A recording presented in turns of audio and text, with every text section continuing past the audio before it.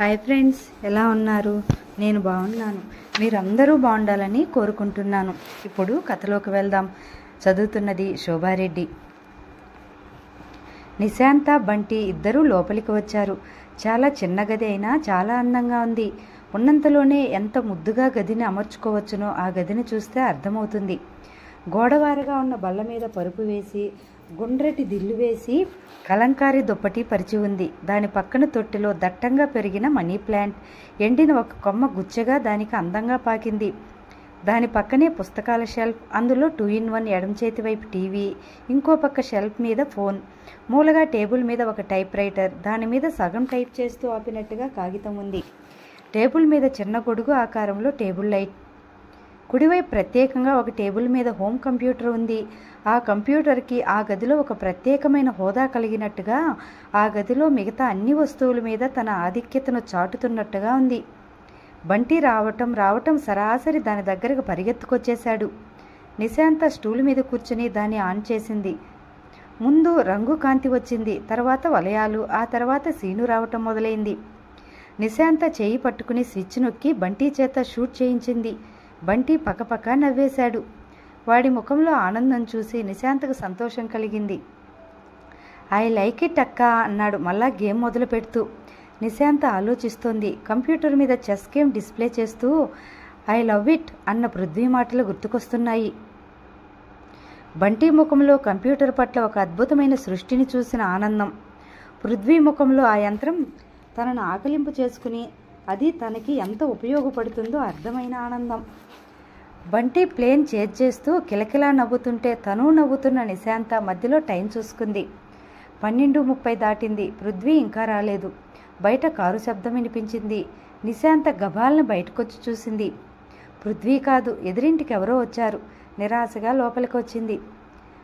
బంటి బంటి ఎదురింట్లో నుంచి బంటి తల్లి కేక వినిపించింది. బంటి గేమ్ ఆపేసి మళ్ళా వస్తా అక్క అని పరిగెత్తాడు.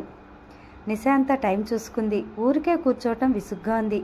పృథ్వీ మళ్ళా ఫోన్ చేయలేదు అంటే తప్పక వస్తాడన్నమాటే. వచ్చి టైప్ మిషన్ ఎదురుగా కూర్చుని సగంలో ఆపేసిన కాగితాలు టైప్ చేయసాగింది.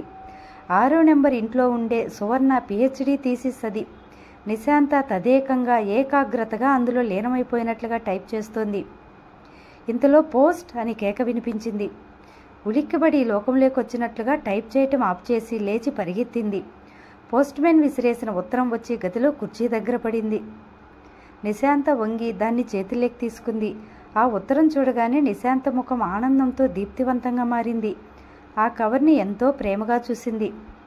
అంత క్రితం వరకు అంత శ్రద్ధగా టైప్ చేస్తూ లేచి వచ్చిన ఆమె టైప్ చేస్తున్న విషయమే మర్చిపోయినట్టుగా వచ్చి దీవాన్ మీద కూర్చుని ఉత్తరం విప్పింది. ఆ ఉత్తరం తీయటంలో కవరు జాగ్రత్తగా, ఎక్కడా అతిగా పొరపాటుగా పక్కకు చిరకకూడదన్నంత శ్రద్ధగా, అదేదో భద్రంగా దాచుకోవాల్సినంత విలువైన వస్తువులా చింపింది. కవరులోంచి వచ్చిన కాగితాల సముదాయం చాలానే ఉన్నాయి. మొదట సంబోధన చూసింది. డియర్ నిశా అని ఉంది. చివర సంతకం చూసింది. ప్రేమతో అభిమానంతో నీ జ్యోతి అని ఉంది. నిశాంత పాదాలు అలవోగ్గా ఎత్తి దీవాన్ మీద పెట్టుకుంది. కాళ్ళు ముడుచుకుని దిండు మీద ఒదిగి ఆ ఉత్తరం చదవసాగింది. ఆ ఉత్తరం చదవటం ప్రారంభించిన తర్వాత 2 వాక్యాలకే ఇక్కడ ఈ గది, తను టైప్ చేసే మ్యాటర్, కంప్యూటర్ సమస్తం ఆమె నుంచి దూరం అయింది. నిశాంత మనసు ఆ అక్షరాల వెంట ఒక శరత్కాల మేఘంలా ఎక్కడెక్కడికో తేలిపోతోంది. అందులో ఇలా ఉంది. డియర్ నిశా, పుట్టినరోజు శుభాకాంక్షలు. నీకు ఆయురారోగ్యాలు సకల సమృద్ధిగా కలగాలని ప్రార్థిస్తూ ఈ ఉత్తరం నీ పుట్టినరోజు నాటికి తప్పకుండా అందాలనే గంపెడంత ఆశతో, తప్పకుండా అందుతుంది అనే కొండంత నమ్మకంతో రాస్తున్నాను. నిశా, నేను ఎన్ని వేల మైళ్ళ దూరంలో ఉన్నా నీకు ఉత్తరం రాయటానికి కూర్చుంటే హఠాత్తుగా ఆ దూరం మటుమాయమైపోతుంది. నేను నీ సమక్షంలోనే నీ ఎదురుగా కూర్చుని నువ్వు దివాన్ మీద గుండ్రటి దిండుకు మోచేయి ఆనించి కూర్చుని ఉంటే నీకెదురుగా కుర్చీలో కూర్చుని కబుర్లు చెప్పుకున్నట్టే ఉంటుంది. నిశా, మనసులు కలిస్తే మనిషికి దూరం అనేది లేదు అంటారు. ఇదే కాబోలు నాకు నీ దగ్గరగా ఉన్నట్లే అనిపిస్తోంది. ఈ దగ్గరతనం అనేది బహుశా నా మనసు కోరుకుంటున్న అతి బలీయమైన కోరిక అనుకుంటాను. నిశా, నేను ఋషికేశ్ ఇదివరకు 2 సార్లు వచ్చాను.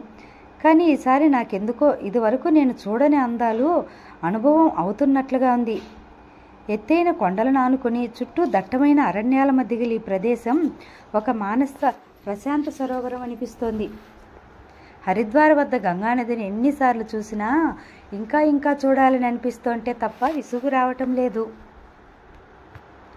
మన దేశంలో పుట్టిన ప్రతి మనిషి జీవితంలో ఒక్కసారైనా ఈ గంగానదిని చూసి తీరాలి, లేకపోతే ఈ గడ్డ మీద పుట్టిన బ్రతుకుకి అర్థమే లేదు. హరిద్వార్ దగ్గర గంగానది తీరం వెంట నడుస్తుంటే ఈ ప్రశాంత వాతావరణం, నది మీద నుంచి వచ్చే హాయిని గొలిపే మలయమారుతం ఈ భూమి మీద ఒక దివ్య స్వర్గం అనిపిస్తుంది. వినే చెవికి దాని సంగీతం ఆకలింపు చేసుకునే శక్తి ఉండాలి కానీ ఈ ప్రపంచంలో ఏ సంగీతం దీనికి సాటి వస్తుంది? ఈ పచ్చదనం, ఈ అడవి, కొండలు చూస్తుంటే ఈ విరాట్ ప్రకృతి ఒడిలో మనిషి ఎప్పటికీ ఒక పసిపాపే కదా అనిపిస్తుంది నాకు. నిశా, మనిషి మరీ యాంత్రికంగా మారిపోతున్నాడు. పచ్చటి ప్రకృతిని వదిలేసి కృత్రిమ వాతావరణంలో తనని తాను బంధించుకుని ఊపిరాడకుండా సతమతమవుతున్నాడు. ఆ చిన్న గదిలో తనని తాను బంధించుకుని ఈ సృష్టి మొత్తానికి తనే అదుకుడనని అహంభావం పోతున్నాడు. అప్పుడప్పుడు ఎదురయ్యే తుఫానులు, వరదల బీభత్సాలు, భూకంపాలు, బల్లున బద్దలయ్యే అగ్నిపర్వతాలు, ఇవి మనిషిని ఈ ప్రకృతిలో అతని స్థానం ఎక్కడో గట్టిగా చెప్పి గుర్తు చేసే సందేశాలు అనుకుంటా నేను. ఈ దేశానికి గంగానది ఎలాంటి అద్వితీయమైన ఒక మహావరమో మనిషికి జీవితం కూడా అంతే.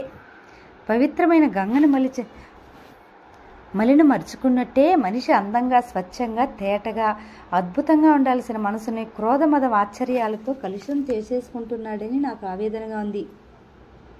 ఈ సృష్టిలో ఏ ప్రాణికి లేని మనసు అనే అద్భుతమైన శక్తిని భగవంతుడు మనకు ప్రసాదించాడు. నిశా, నాకు ఇక్కడ ఎన్నాళ్ళు ఉండాలనిపిస్తే అన్నాళ్ళు ఉండి తర్వాత ఢిల్లీ వెళతాను. 15వ తేదీ నాడు ఈ మా పర్వతారోహక బృందం బయలుదేరుతోంది. అది నా రక్తంలో లీనమైన ఆనందం. ఇక్కడి నుండి బయలుదేరే ముందు నీకు మళ్ళీ ఉత్తరం రాస్తాను. నిశా, ఎప్పుడూ నా గురించి నేను చెప్పటం, నువ్వు వినటం అలవాటైపోయింది. నీ సంగతులు ఏమిటి? నువ్వు ఎలా ఉన్నావు? ఈ మంచు కొండలు, ఈ నదీ తీరాలు వదిలేస్తే ఈ ప్రపంచంలో నాకున్న అనుబంధం ఒకే ఒక్క నువ్వు అనిపిస్తుంది. నాకు నువ్వు గుర్తురాని క్షణం ఉండదు. నాకు ఆనందం కలిగిన నువ్వే జ్ఞాపకం వస్తావు, బాధ కలిగినా నువ్వే గుర్తుకొస్తావు. నువ్వు నా వెంట నాకు తోడుగా ఉన్నట్టే అనిపిస్తుంది. నిశా, నేను ఎంతో అదృష్టవంతుడిని కదూ. ఈ ప్రపంచంలో మనల్ని మనం కంటే ఎక్కువ ఇష్టపడేవారు, భాగ్యశాలులు ఎంతమంది ఉన్నారంటావు? నేను వాళ్ళందరిలో ప్రథముడిని అనుకుంటాను. నిశా, పృథ్వీ కనిపిస్తున్నాడా, వస్తున్నాడా అడిగానని చెప్పు. వీలుంటే ఉత్తరం రాయి.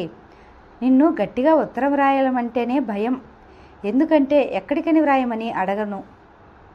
ఈ పూట నేను ఇక్కడ ఉంటాను, రేపు ఉంటానో ఉండనో తెలియదు. అందుకే జవాబు కోరను. అందుకే నా గురించి నీకు చెప్తుంటాను. నీ గురించి వివరాలు తెలుసుకోవాలంటే నీ సమక్షంలోనే. మన లిటిల్ గర్ల్ ఏమంటుంది?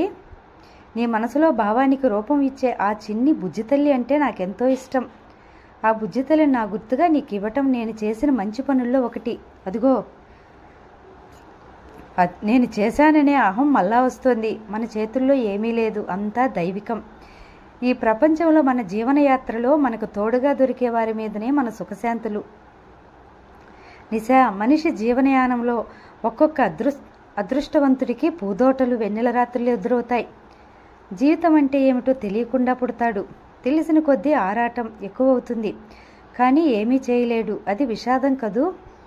నిశా, నిన్ను తలుచుకోగానే ఈ దృశ్యం నా కళ్ళ ముందు నిలుస్తుంది. ఒక చిన్న గదిలో పొందిగ్గా సర్దిన సామానుతో చిన్న చిన్న పూల కుండీలు పెట్టగా, టేబుల్ దగ్గర టేబుల్ లైట్ కాంతిలో ఒక అమ్మాయి సున్నితమైన వేళ్ళు టైప్ మిషన్పై టక్ టక్ మని చప్పుడు చేస్తూ కదులుతుంటాయి. ఆ అమ్మాయి ముఖంలో విసుగు ఉండదు, అదే ప్రశాంతత. ఆ ముఖం ఒక చంద్రబింబం. జీవితం పట్ల విసుగు లేకుండా జీవితాన్ని అర్థం చేసుకోవాలని, అందరికీ ఉన్నంతలో సాయపడాలని అనుకునే ఒక మంచి మనసు గల అమ్మాయి. ఆ అమ్మాయికి ఎక్కడో ఒక పర్వతలోయలో గంగానది ఒడ్డున ఉన్న ఒక చిన్న ఆశ్రమంలో ఉత్తరం రాస్తున్నాడు అబ్బాయి. ఈ అబ్బాయికి ఆ అమ్మాయికి మధ్య కొన్ని వేల మైళ్ళ దూరం ఉన్నా జీవితంలో ఒకరి కోసం ఒకరు అనుకునేంత దగ్గరగా అనిపిస్తున్న అనుబంధం ఏమిటో బయట వెన్నెల్లో మెలమెల్లాడుతూ ప్రవహిస్తున్న ఆ గంగానదికే తెలియాలి. నిశా, నా మనసు నాకంటే నీకే బాగా తెలుసు. నన్ను తప్పుపట్టవనే ధైర్యంతో రాస్తున్నాను. మరోసారి మనస్ఫూర్తిగా చెప్తున్నాను, నీకు పుట్టినరోజు శుభాకాంక్షలు. ఈ ప్రపంచంలో నేను పుట్టినప్పుడే నువ్వు పుట్టడం నాకెంతో ఆనందంగా అనిపిస్తుంది. నీ స్నేహం నా జీవితానికి, నా మనసుకి సంపూర్ణత్వం. నువ్వు లేకపోతే నేను సగం మనిషిని అయి ఉండేవాడిని. నిశా, నాకే గనక శక్తి ఉంటే నిన్న హైదరాబాదులో ఉన్న నీ గదిలో నుంచి చేయి పట్టి ఈ ఆశ్రమంలోకి తీసుకువచ్చి కిటికీలో నుంచి కనిపిస్తున్న ఈ గంగానదిని చూపించేవాడిని. మనిషి మాటలకి ఎంత శక్తి ఉన్నా అనుభవంలో కలిగే నిండుదనం ముందు మాటలు పేలవంగానే ఉంటాయి. కాదంటావా? నువ్వు అనవు, నాకు తెలుసు. ఎందుకంటే మన ఇద్దరి ఆంతర్యాలు, ఆలోచన దృక్పథాలు ఒకే రకం కాబట్టి. ఇక ఉంటాను నిశా. ఈ ప్రపంచంలో అనుక్షణం నిన్ను తలుచుకునే మిత్రుడు ఉన్నాడని జ్ఞాపకం ఉంచుకుంటావు కదూ. గుడ్ నైట్, నీ జ్యోతి. నిశాంత ఉత్తరం చదవటం పూర్తి చేసి దాన్ని మడిచి కవరులో జాగ్రత్తగా పెట్టింది. పరంజ్యోతి వ్రాసిన ఉత్తరాలు ఒకసారి చదివితే కాదు, ఎన్నోసార్లు చదవాలనిపిస్తుంది నిశాంతకి. అతని ఉత్తరాలు ఒక తోడు. అశాంతిగా ఉన్నప్పుడు చదివితే హాయి కలుగుతుంది, దుఃఖంగా ఉన్నప్పుడు చదివితే ఓదార్పు కలుగుతుంది. ఒంటరిగా అనిపించినప్పుడు ఒకసారి చదువుకుంటే స్నేహపోడిలో సేద తీరినట్టే అనిపిస్తుంది. సంతోషంగా ఉన్నప్పుడు చదివితే ఆ సంతోషం రెట్టింపు అవుతుంది. జ్యోతి అనే సంతకం గుర్తుకు రాగానే నిశాంత పెదవులు చిరునవ్వుతో విచ్చుకున్నాయి. అతని పేరు చెప్పగానే ప్రతి వాళ్ళు పరంజ్యోత, అదేం పేరు అంటారు. జ్యోతి అంటే సుప్రియ చాలా రోజుల వరకు ఆడపిల్ల అనుకుంది. చివరికి అతన్ని చూసిన తర్వాత తెల్లబోయింది. అందరిలో ఇలాంటి ఆశ్చర్యం చూసినప్పుడు తను జ్యోతి ముఖాలు చూసుకునేవారు. అదొక చిలిపి ఆనందం. ఆ ఆనందం పంచుకోవటంలో ఒక ఆత్మీయత.